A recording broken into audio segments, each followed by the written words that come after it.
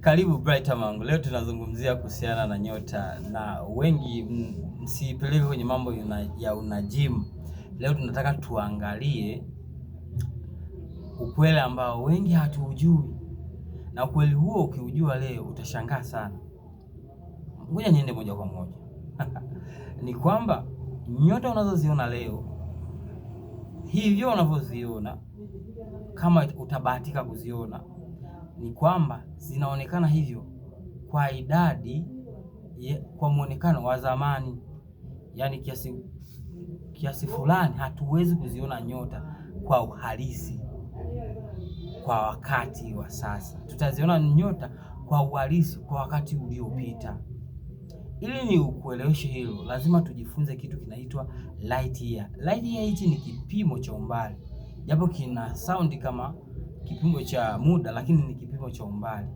Kinafafanua ni jinsi gani ambavyo tunaweza kupima vitu vilivyoko mbali kwa kutumia spidi ya mwanga. Kwa hivyo, kwa kuwa tunajua spidi ya mwanga ni kilomita 300,000 kwa sekunde, tutachukua ile spidi ndani ya mwaka mzima.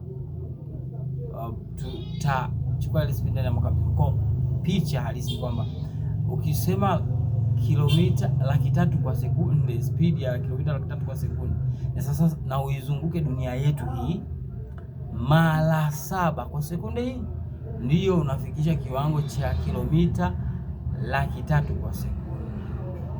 Tuko pamoja?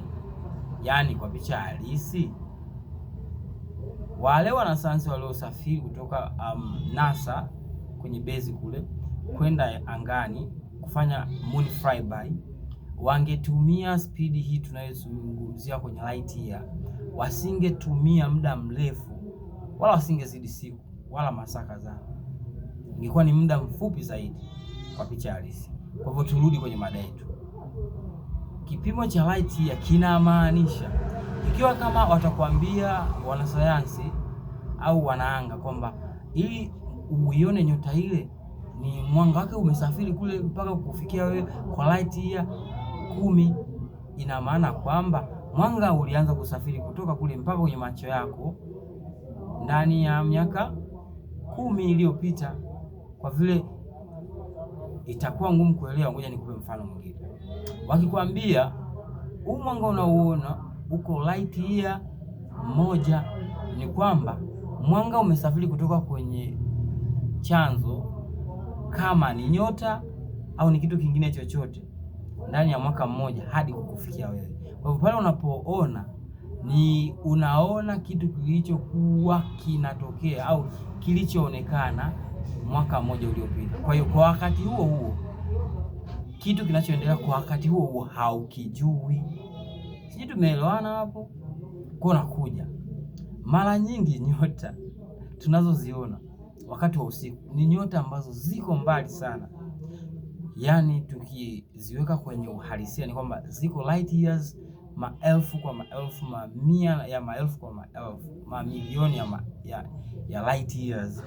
Kwa hivyo kama mtakwambia hii nyota unayoona iko 1.5 million light years away, wewe jua kwamba mwanga unaouona kwenye hiyo nyota, wakati unauona unafanya observation labda kwa telescope, kwa macho yako, na ukaambiwa na wanasayansi kwamba umechukua muda wa miaka bilioni 1.5, usibishe. Yaani kwamba miaka bilioni 1 na mingine 500,000 ndio mwanga ule umefika kwenye macho yako.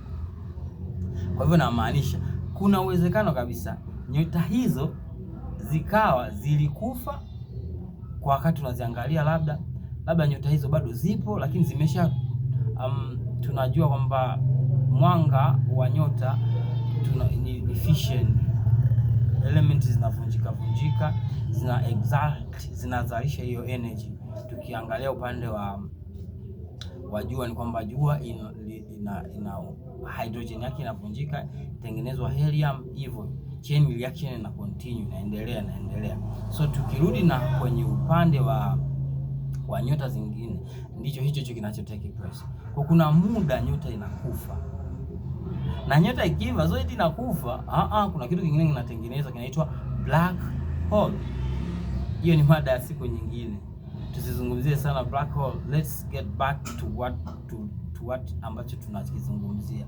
Ni kwamba unapoiona nyota ile, unaiona ina twinkle, ina metameta, unakuwa haujauona muda wa sasa kwenye ile nyota, unakuwa unaishuhudia historia. Tena sio historia ya sisi binadamu, inaweza ikawa historia ya uumbaji wa dunia yetu. No, tena inaweza isiwe hata uumbaji wa dunia yetu, inaweza ikawa zaidi ya hapo. Kwa hivyo kinachotakiwa kukumbuka ni kwamba hauoni yale unayoona meka wakati wa usiku kana kwamba ni live. No, kwa sababu ya distance ambayo ipo kati yetu na nyota. Na kitu kingine nikukumbushe, hii universe tuliomo ni well expanding, yani inaendelea kutanuka, haibaki jinsi ilivyo.